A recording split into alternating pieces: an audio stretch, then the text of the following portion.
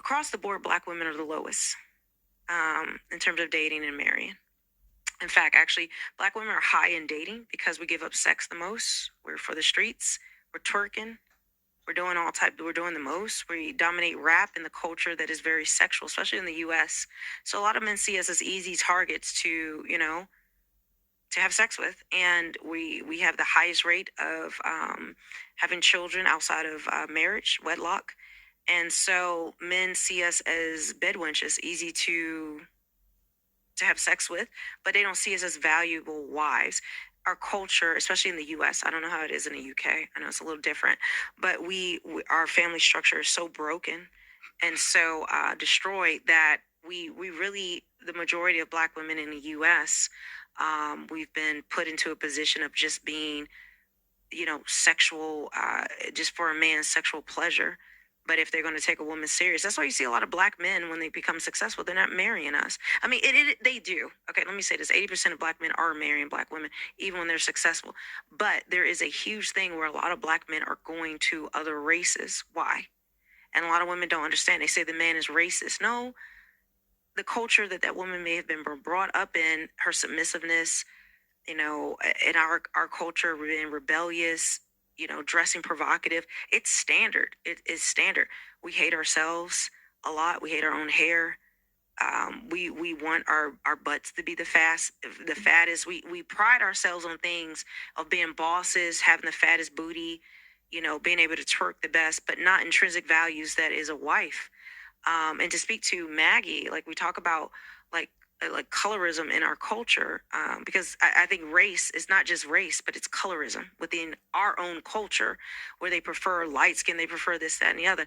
I tell you on God, an attitude like Maggie, a lot of men, like, regardless of anything, like, to me, there's such a peace and an aura about her that a lot of women can learn from, of every race, but particularly in the Black community.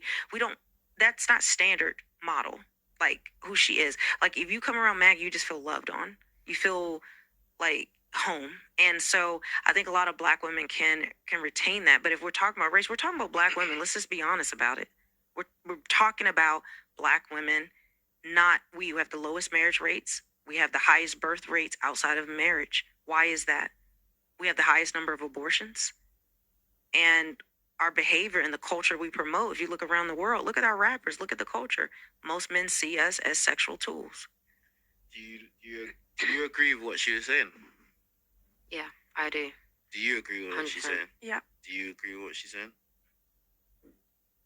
Partly, but not everything. Okay, do you agree with what she's saying? I do. What was the partly? What's the part that you don't agree with? I think one that I don't know all those statistics, but I'm assuming you're talking from the US. When you talk about wife culture and wife mindset, Maggie's a wife in this room, but I'm thinking. But she's rare. She's rare. Her attitude and what she is in the world. The U.S. has the highest numbers of children born out of wedlock, and the people who dominate that are Black women. So this is worldwide. So worldwide, the single mother Black rate single is, mother rate is Black women. The single mother rate is Black high women in the UK as well. But it's Black women who dominate that. So, but we're saying that we're not raised with this wife mindset. No, we're not. We're not. And we can blame. There's a lot of reasons for it. It's not just because we're the worst or anything like that. It's not what I mean. But I think that's what you have to break down, because if we're going to then speak to Black women and say these things, you have to then come with reasonings, because there's so much we already get that you are this, you are this, you are that. If we're then going to add to that ourselves, you have to be responsible to add a solution and a background. But the solution is you have to take accountability. I don't care what your background is. We live in the most privileged society in the world. Even though the worst circumstance of a Black woman today is nothing what it was 100 years ago. Especially if you want to talk about the U.S. slavery. I don't know how it was in the U.K. I mean, I do know it wasn't like it was in the U.S. But if one Black woman made a choice that was Maggie made a choice that was better than the next Black woman, then you have a standard now that you need to live up to. And I think a lot of times we want to just say, well, it's somebody's fault, to the government, it's this, that. A lot of races, you look at the Jewish people and what they've gone through in society, it's a lot of the same atrocities. In fact, all of the Bible, all of the Israelites and the Hebrews were actual slaves. Like it was a known thing. Mm-hmm. And so what I'm saying is, if we have to take accountability. We want to keep pointing. Let's not point any more of what the government and what what it is. What do black women need to change today? What are we promoting? Are you twerking? Are your friends twerking online? Are they showing their booty? Are they dressing for the streets? Are they thinking about serving a man? Most black women today, it is sacrilegious. It is almost insulting them to say serve a man a plate. It is like discombobulate them. It's almost they get aggressive and mad and call you a pick me for giving a man a plate, taking his plate. You want some more to drink? You want some more to eat? It's a pleasure. Maggie and I were having a conversation like most black women don't know the joy, and I'm not blaming. Get what I'm saying? Mm-hmm. I'm saying this from a point of view that a lot of black women don't know the other side of this conversation. We're talking about it is a joy to see a man light up. Like, what's for dinner? Like, excited about bringing the plate, and he's so satisfied. You think you have to be sexual to make a man so happy and want you? I'm gonna tell you what. We come in and I'm serving your man, I'm taking him. Like, he's gone. He's out of your life. Why? Because I'm coming in with wife features. I don't have to dress a certain way. I don't have to do certain. I don't have to twerk. We have been sexualized. And what you have to understand, the way we are behaving today in our mindsets, we want to blame the government, but you have to understand the mindsets we have today, the independent, sexualized ways that we are. You got to be mad that's how you have to be, what our culture has become, because it has been put upon us. Okay, so for me, my perception, I do agree with a lot of what you're saying, but for me, it comes from a place of, let's talk about self-worth, and let's talk about how black girls and black women can increase our self-worth, and therefore you're coming from a place of help. Because if you're talking about other cultures, the Jewish culture, any other cultures, they are a community, and they don't, I feel like it's only our culture that constantly talks bad about each other so Yes, publicly. it's true. It's true. So publicly. It's true. So if we're going to have this conversation, you come from a place of how can we help each other and build each other up? Maggie kindly then spoke to this lady and said, can I just say, out of respect, next time, think like this. Next time, put the right things in order. And I think that was the most beneficial thing that she got from this conversation, rather than all the questions of how did this happen, and being accusatory. Come from a place that Maggie was saying, how do we help each other with building up our self-worth and kindness, and stop with the constant, well, we're this, because we are talking bad about ourselves. But this is the thing, black women want this soft tone, but we don't give what we want to receive. So we are talking about, but Maggie did, but look at most black women today. There's an aggression, there's a dominance, there is a thing. And I understand, because most of us have been raised very masculine, because we didn't have fathers in the home. Our mothers relied on us. Our mothers didn't teach us certain things. So we want what we're not giving out to the world. So you want the tone of Maggie, then be Maggie. Like, no one's making us choose the things. Everyone comes from somewhere. My mother was raped at 14. Mm-hmm. Sorry. It's okay. I'm sorry.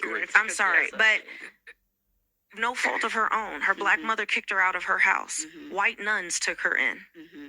Okay, no fault of her own. She made a choice. She didn't talk to her family for nearly 7 years. She decided to go to college. She was going to make something herself. She went on, joined the Air Force, went to college, got her degree. The only person in her family, while the rest of them made different choices. Then she went on. I grew up in the Pentagon because of my mother. I had an internship in the White House because of my mother. Her circumstances were what they were, but she went on to make a different choice. Mm-hmm. So every time we say these things, and then she raised me the way she did to try to get me the results. Doesn't mean I'm perfect. She's not perfect. None of us are perfect.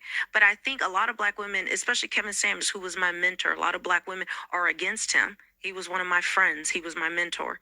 And so a lot of women got mad at his tone because they never had a father talk to them and discipline. He sounded just like my father. So I was like home to me. Because I knew a man who loves you and loved black women, and that's what it was. That's why we were so harping on tone, and we want all this kindness, but are we giving it out? Most black women are extremely aggressive, extremely combative, aggressive, but when they say, well, you need to say it nicer, but are we giving out what we want to receive? Maybe that's where it helps, though. If you give it, maybe it will be received, and it might just be soaked in and given right back. And I don't say this to put our women down. I know the history of what we've gone through. This is more so we can have a conversation, be real with each other, so that we as a community can get better results. If we're not real with each other, especially the older women talking to younger women, I want every woman in this room to win. I have no competition with you. A lot of your mothers are in competition with you. Okay? Mm-hmm. They don't want you to win. They didn't raise you to be a wife because they didn't understand. They did the best with what they knew. And so it's not a point of putting you down. It's not a point of breaking you down, but saying, listen, we need to learn from Jewish culture. We need to learn some Latin culture. I got a question. So are we all, so we all want to be more like Meghan Markle or less like Meghan No, Markle? absolutely Let's not. go She's a forward. narcissist. That I was was a fan. troll My question. first time coming to Yeah. the UK was to that wedding because I believed in what they were doing. Yeah. I recently did a video. I was the first black woman publicly on YouTube to say absolutely. Once I saw the evidence of the simping of Prince Harry and the destruction of his family, boy. But listen. Ruby Bridges, who was the first little girl in the U.S. to go into segregation in the U.S. All the schools were segregated, black and white. She was 7 years old. Went into a school for the first time, a white school. She was spit on, beat up, brutalized, and she stood what we call 10 toes. She stood taller than Meghan Markle. You do not know. If you look at Martin Luther King, people who went through real racism in the world, Nelson Mandela complained less than Meghan Markle. She was only black when it was convenient. She never stood for us. Why were there no black girlfriends? Or her black family she had beef with her white family. Why was her black family not there? The only black people were there were people that she saw black people as charity, or black people like Oprah, people she didn't even know. So she didn't love us. She didn't claim us. She did nothing for us. And once I opened my eyes and see she got the right one with Prince Harry being a mark and a simp, and he had a bitterness and an anger because he's the spare. But really, y'all need to watch South Park episode. I'm glad my troll question went on that direction. Can I add like one little? No. No? Okay, I will not. Yeah, I will not. sorry guys, For sorry. way I'm too gone. long. All right, cool. Many of you know I was just banned on TikTok, and we are demonetized on a daily basis on this platform. If you want to help, please consider sending a super thanks below. Every donation helps, and it helps make what we do